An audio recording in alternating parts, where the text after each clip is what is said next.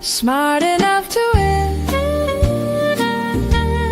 That's how the story starts. Learning is the edge that sets your work apart. When the stakes get high and the pressure never stops, smart learning in your pocket puts your business at the top. Welcome to the Learning Advantage, from Insight to Impact, where we're going to show how smart learning fuels real business results. I'm Deb Laurel, and I'm your host. And I welcome you today. We're going to have a wonderful conversation. For over 40 years, Laurel and Associates Limited has worked alongside national and international managers to help them successfully manage employees and create and maintain a positive, supportive, and healthy work environment where employees want to stay and do their best. We focus on making lackluster leaders legendary. The purpose of the Learning Advantage, from Insight to Impact, is to discuss how smart learning fuels real business results. In each episode, we strive to deliver actionable strategies, evidence-based design tips, and real-world case studies that show how learning strengthens organizational health, advances sustainability, and drives profitability. And for that reason, I'm delighted to introduce our guest for today, Sarah Garwood. Hi, everyone. Hey, Deborah. Hello. Sarah has been in the enterprise training industry for almost 3 decades.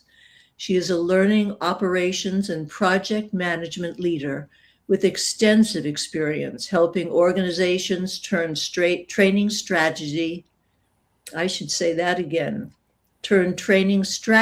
into measurable business impact.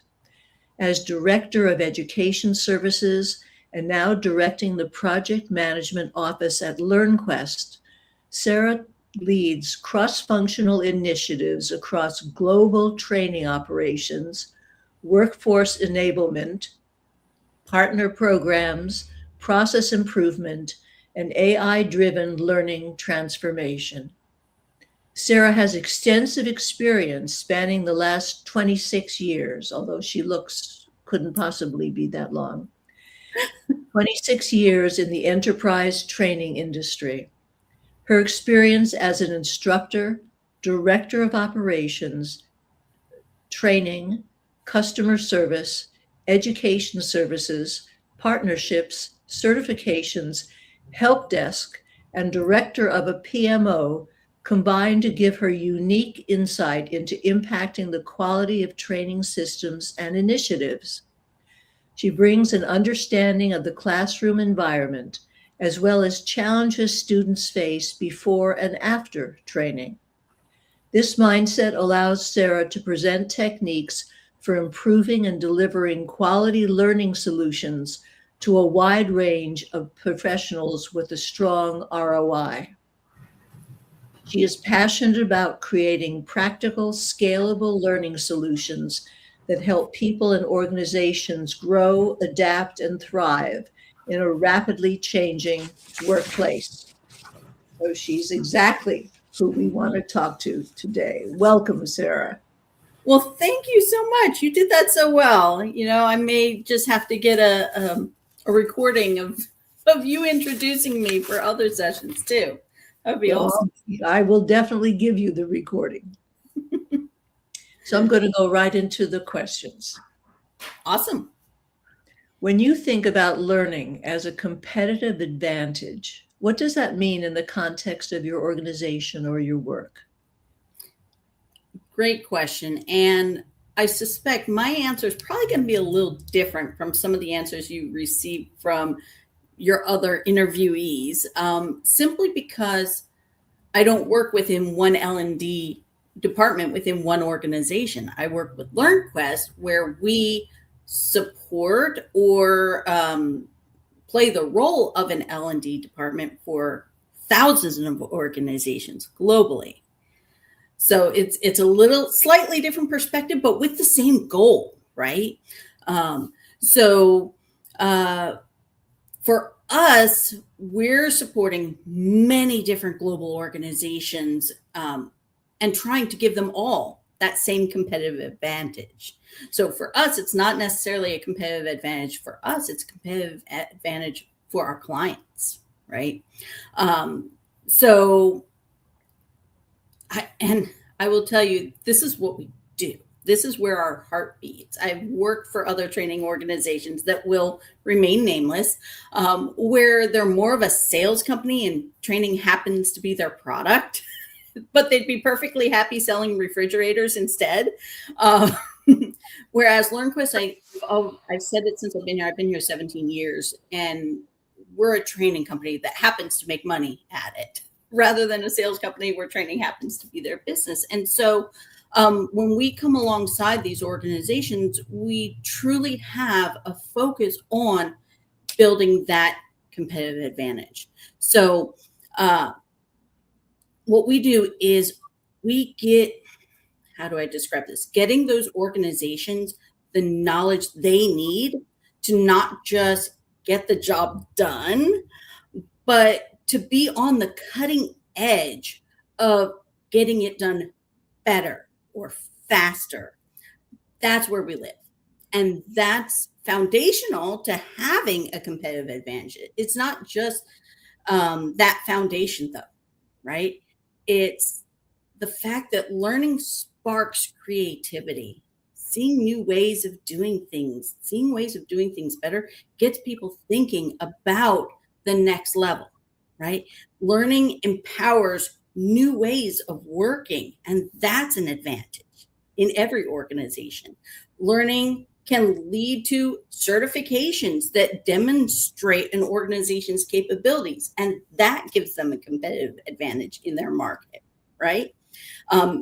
It can make them stand out in comparison to their competitors when they're in a competitive bid situation, right? So learning is that competitive advantage because of all of the added benefits it naturally brings to the table, that creativity, those new ways of thinking, the new ways of learning, and being able to prove that you know what you know as well if you're doing something that can lead towards a certification.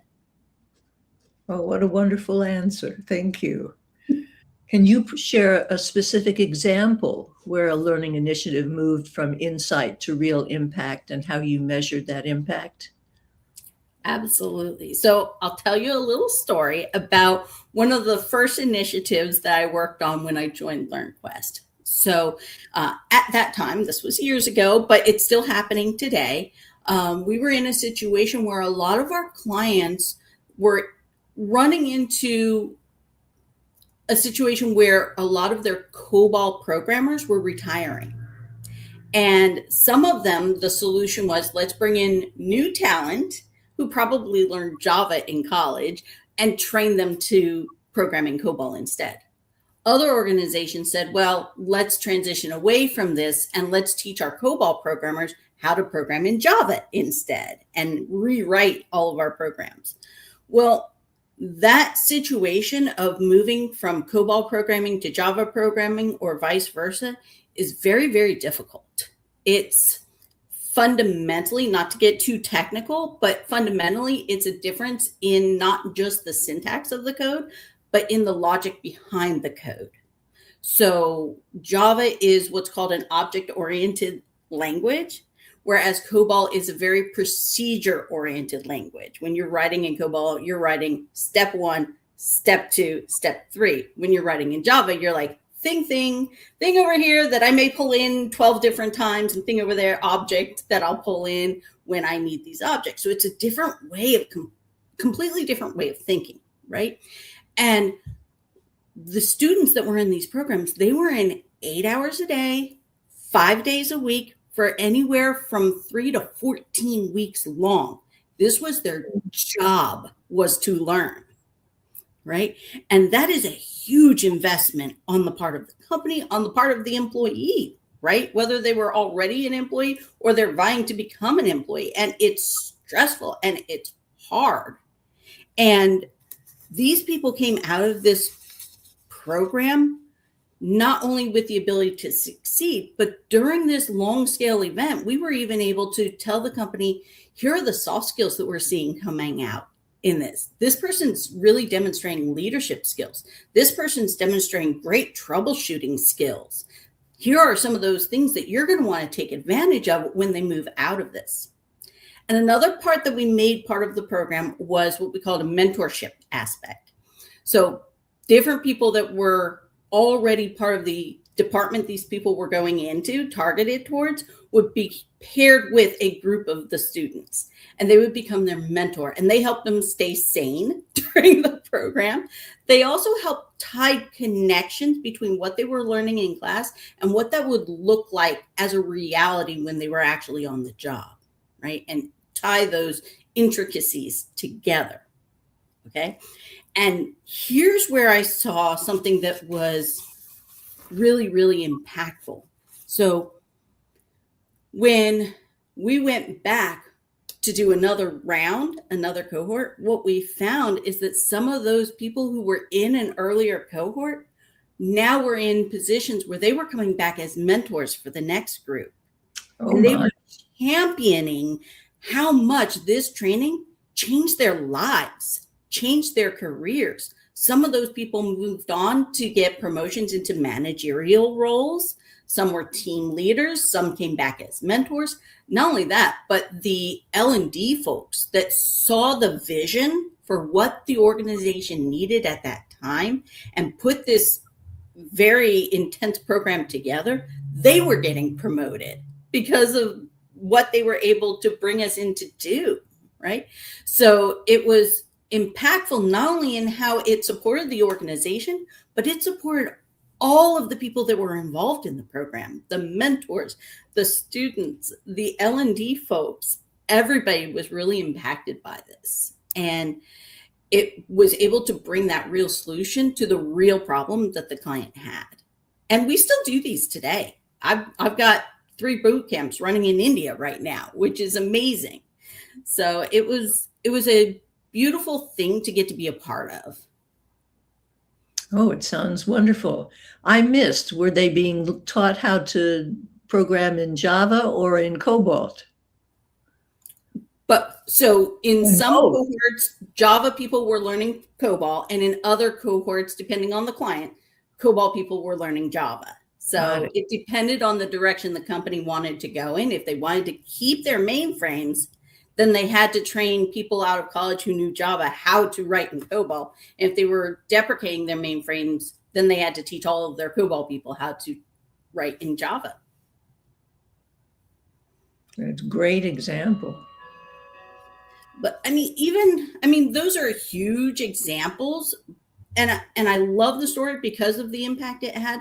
But even on a smaller scale, you and I were talking about this right before the recording started, before the session started, like, I can't tell you how many times I've taught a session and have someone come up to me afterwards and say, those 5 minutes you took to explain this thing could have saved me 4 hours of struggling through it yesterday, right?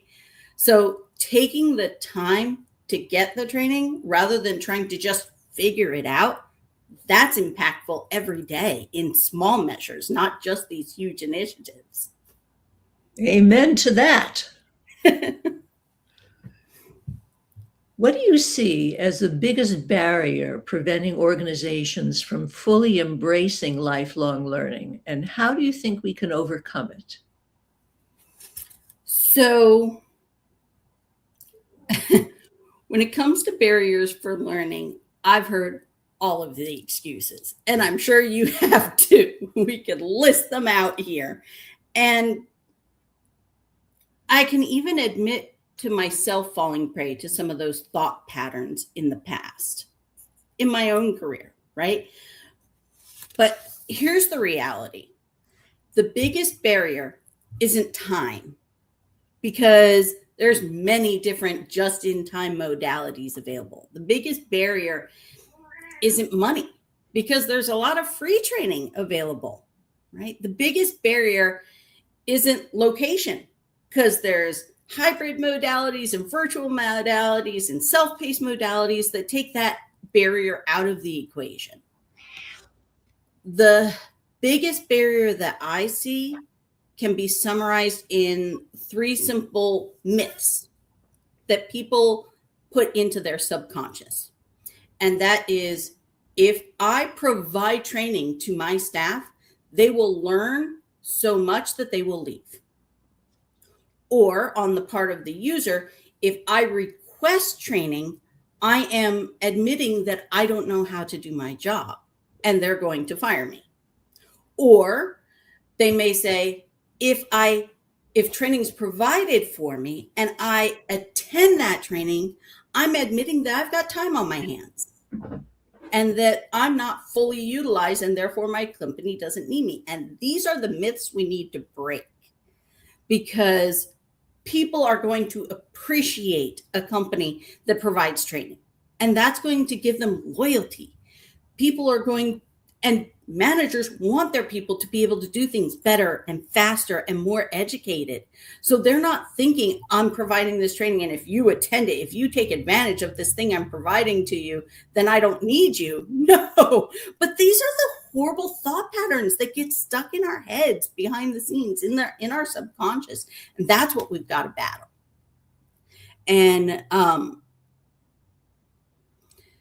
think the true underlying barrier has become subconsciously tethered to people's job security, really. And if we can address that, if we can attack that myth and bring it out into the light and debunk it, then that's going to pave the way. I'll give you a little an analogy, because I happen to be a fan of medieval and sci-fi and all that good stuff. I've got my green screen on, but I've got a picture of dragons in the background. So I'm going to use that as a metaphor here. Imagine if everybody owned a dragon. Okay? Play with me here. But some people are afraid of their dragon because it could burn them. So they keep it in the basement, right? And they're like, everybody's got one, but I'm afraid of mine, right? And then there's other people that want to be known for how amazing their dragon is. So they parade it out once a year. And they're like, look at my dragon. I've got a dragon. Everybody should have a dragon, right? And then there's other people who train their dragon and work with it every day. And they fly their dragon to work every day, right? And I find that in this analogy, that dragon is like learning, okay? There are some people who are afraid of it, like I was describing. And so it kind of lives in the dark. It might happen. Everybody has the capacity to learn, but we're not going to make it part of our lives. And then there's other people where those parade dragons are like the companies where they say, here's your new hire training. And their new hire training is the first and last time they ever receive training formally, right? But those people who train their dragon and they fly on it, they're going to reach new heights, because those are the people who are making training part of their life. And they're going to reap the power of that training in transforming everything they do. Fun little analogy. A great analogy. I love the dragons. Because dragons can burn you, right? You know, it's a valid fear. I understand. In your view, what's one outdated belief about corporate learning that we need to let go of, and what should replace it? I think we need to let go of the thought process that there's any one right way to learn. And that is a debate that I think is happening within learning professionals. And I think we're hurting ourselves in having that debate, right? There's some that would say e-learning's the wave of the future and ILT is dead. No, it's not. It's right in the right situation for the right people. That doesn't mean that e-learning's never the right solution. It absolutely is in certain scenarios for certain people, right? And or similarly, some will say, the only way that training is effective is if everybody's in a physical classroom together. Well, not necessarily. Virtual training can be very effective, especially for companies that have geographically dispersed employees, right? And that's becoming more and more popular. And some would say, ever since the days of COVID, no, in-person training is dead. Virtual training is the only training there is. And so these debates about self-paced versus instructor-led, and then virtual versus in-person, and then it goes to the next layer and it says, well, if we're doing training virtual, they shouldn't be in training for 8 hours a day. It should all be micro learning, and micro learning is the wave of the future. Let's just teach everybody in little snippets. And you know what? In some situations, that's right, but it's not the only way. And I think what we need to do as learning professionals is go back to embracing all of it. I think you and I agree, because I was watching one of your previous sessions. You and I are both kinesthetic learners. And this was an age-old debate back in the day. They're like, training isn't effective unless it's all theory. And others would say, stop playtime, and it's not about doing it, it's about learning. And others would say, well, if you get, I'll say it for myself, if you put me in a lecture, I'm going to fall asleep because I'm a kinesthetic learner. I have to get my hands on it in order for that training to be effective for me. And I myself, unfortunately, early in my training career, I used to start my class by saying, I don't believe in story time. I'm not going to be reading to you today. That book is a great resource for after class. Set it aside. We're not going to use it. I'm just going to teach you. And what I didn't realize was that I had auditory and visual learners in my class where that statement put them into a state of anxiety about whether or not they were actually going to be able to learn. So what would that have looked like better? Okay, I'm going to explain to you what I'm about to do. I'm going to show you what I'm about to do. I'm going to invite you to do it along with me. And I'm going to tell you that this thing we're learning is on page 72. So those of you who like the book and like taking notes and like seeing it on the written page can do that. And it's the same thing with all of these other modality questions, right? It's not either or, it's and meeting the learner where they are.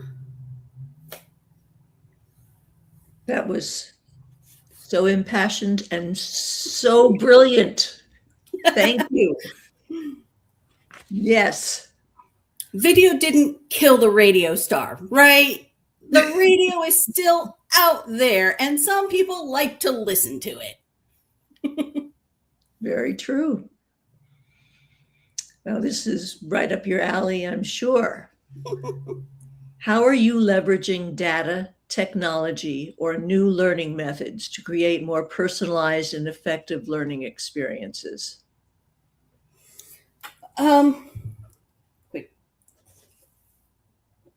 Like you said, I've gotten passionate. I've been talking. I need some water. All right. So I would be remiss if I didn't address the most disruptive influence in all industries right now, and that is AI, right? And since I'm mentioning it, I want to go ahead and just put it right out there. AI is not going to take your job, but someone else who's willing to adopt it and willing to use it to do things faster and better might, right? So we have to, just like the cloud did not kill in-person servers when that was disruptive in the industry, and just like not everybody has moved away from mainframes, there's still a purpose for it. Not everybody has said e-learning is the wave of the future and ILT is dead, right? It's that same concept. It's not that AI is going to kill every job or even every learning methodology. It's going to be adapted into everything we do, just like all these other things have done in the past, right? And so we have to recognize it. We have to recognize that it is part of our world. And I will tell you that LearnQuest has just truly embraced it in a responsible way. So when we're using AI, we're using it in every step of the process. So what does that look like when you're developing learning, for example? So we can use it to create outline drafts that can be used as a springboard for a conversation about what is appropriate for the audience that we're going to be training, or what's going to be of interest to our audience as broader whole. We can use AI. We do use AI to gather information that can be then leveraged by our subject matter experts and our instructional designers in creating content. We use it to review our content and ensure there's no plagiarism involved in it. AI can do that for you. It can go and look at your content, and it can compare it to other sources, and it can pick out plagiarism to help you avoid that, right? We use it to help convert our content into all the other formats and modalities. So we can write content once and then feed it into AI and have it come out in all of the different flavors. We've got algorithms and agents that we've created that help us do that. We teach our clients how to use it. We've got a huge AI enablement program that we rolled out this year to really support larger organizations that have chosen to adopt AI formally. We've even begun creating agents that our own teams can use to mine through and help us identify the right subject matter expert for an opportunity. And it doesn't make the decisions. People do that, right? But it helps us get access to the information faster, right? So basically, it's not about using AI or using any other technology to eliminate humans. It's about using them to empower humans to do more and to do it faster and more efficiently. And let it take all of those tedious tasks that are wasting your time, and let it do them.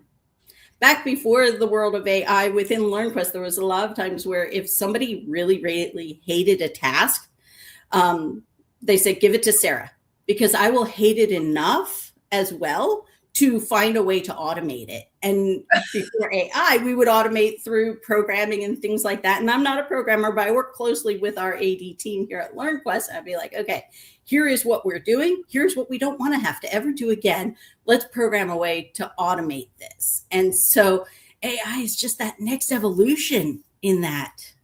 And it's easier too. Well, that's wonderful. I love it. Yeah. Give it to Sarah. She'll hate it too. If you could give one piece of advice to leaders who want to build a true culture of continuous learning, what would it be? Go to class and learn. So I believe in servant leadership. The leader's role is to support their employees, to give them everything they need to be successful.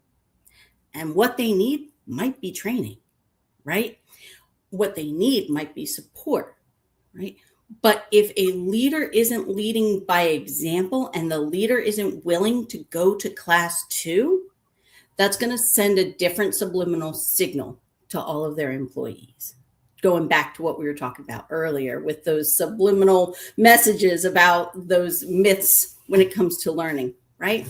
So the leaders are so critical in this. If a leader is having a bad day, everyone's having a bad day.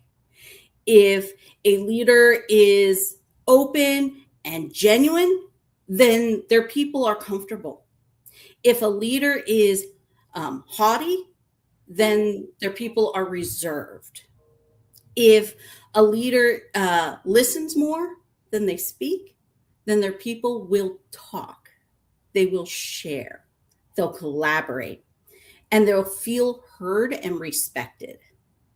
If a leader takes accountability, then their people are going to feel safe to be honest. Right? If a leader shows confidence without ego, then their team feels empowered to step forward to do their best work. And if a leader shows a willingness to learn, then all of that negative culture that we talked about earlier, it evaporates because the people are following their leaders. So leaders need to live the learning culture that they want to see in their teams. I love that. And I think we probably both agree that when we say the leader needs to go to class, we're not talking about being in a class with subordinate employees, because that certainly will chill the environment for learning for the employees and for the leader. But the leader does absolutely can. It can. I mean, it definitely changes the feeling in the class. But if the leader says, I'll take you back to the example of the AI program that we've rolled out this year, right? In that program, it has 3 facets. It has the executive training, what the executives need to know about what they're trying to roll out in their organization. It has a manager playbook where the managers get trained in how this is going to roll out and how they can appropriately support their teams while also learning themselves. And then it's got the team learning. So the manager can go to their people and say, I went to class too. I learned this too. And now that you're starting to do it, are you using it? How did you use it? Here's how I use it. Here's what I learned. So no, they don't have to be in the exact same class, but they do need to demonstrate the fact that they are willing to go and spend time learning. Absolutely. Absolutely. What's one book, resource, or learning experience that has had a lasting impact on you personally? So first, I'll admit that I'm not a huge fan of reading myself. I'm a slow reader. I love audiobooks. So I've read a lot of books with my ears. But I will say years ago, early 2000s, I got this one book and it stayed in my office ever since. And it's actually about business more than about learning, but it definitely carries over. So the book is called Balls, and it's 6 rules for winning today's business game. So this is the book. It's not a big book, thank goodness, for people like me. And it's written by Alexei Venin, and I apologize to Alexei if I pronounced it wrong. But he was a marketing manager for a huge startup in the early 2000s. And the word balls in this book is actually an acronym. And it's talking about how to how to be brave, authentic, loud, lovable, and spunky, and how combining those things can help you to do things that nobody has ever done. How they can help you motivate people, and they can help people to do more and to evolve in business. And it's just got some wonderful stories in it about what they tried and what they did and what worked and what didn't work.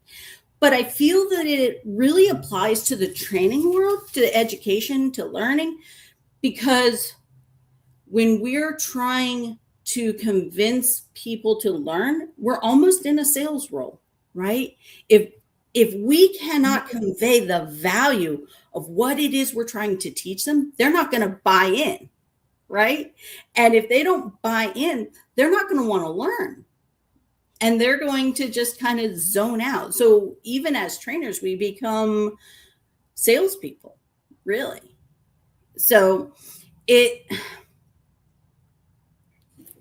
I used to end all my classes with 3 questions. I would say, number 1, do you have any other questions? You always got to ask that before you leave. Number 2, I would say, did you have some fun? And most importantly, number 3, did you learn something new? Because if you can say yes to any one of those 3 things, then this time has been valuable for both of us, right? And they're not going to have fun if you're not spunky and if you're not brave enough to bring forward new ideas and new thoughts and new ways of doing things. So that's why I like the book, because it kind of reminds me of the personality I need to have walking into a classroom, and my responsibility to, whether it's in a formal learning environment or an informal learning environment, to always be trying new things. Well, I think you've demonstrated that beautifully in this interview. But I do want to ask, is there anything you'd like to add that we haven't spoken about? I would say we've spoken about a lot, and I just want to encourage everybody out there, whether you are an instructional designer watching this, or whether you're a learning and development professional, or whether you're new in the industry or you've been there for a long time, regardless of who you are, learning is here to stay. It's going to be a part of our lives. From the day we're born to the day we die, we are learning. We're learning in every moment of every day. And every conversation we have is an opportunity to learn. And if you can recognize that and you can embrace that, you're going to go so far in your life. Those who don't learn get stuck. Yes, so true. How can people get in touch with you, Sarah? You can find me on LinkedIn. If you want to email me formally at LearnQuest, it's sarah.garwood@learnquest.com. Very easy. It's first name dot last name at learnquest.com. So yeah, feel free to reach out to me via LearnQuest. Feel free to connect with me on LinkedIn. You'll find me there. Wonderful. Thank you. This has been a marvelous conversation. I have loved every minute of it. Pleasure. I have had so much fun talking with you today. And I want to thank our listeners for listening in and participating in the way you know best. I hope that you gained as much as I did from this conversation. Please join us next week on September 8th as we meet with Sid Cotty, a strategic human resources executive with more than 22 years of experience leading people strategy across complex, multi-site, domestic, and international organizations. And if you are concerned about the skills of your managers or the skills of your trainers, please contact me through LinkedIn, Deborah Spring Laurel on LinkedIn, because I have a free assessment that will help you look at whether or not your trainers and or your managers have the skills they need to be successful, and then what they need if they don't. And please remember that Laurel and Associates Limited is always focused on making lackluster leaders legendary as smart learning fuels real business results. Thank you so much for joining us today on the Learning Advantage from Insight to Impact. We'll look forward to seeing you again next week. Every lesson, every workshop, every failed attempt you save becomes a map upon the desk.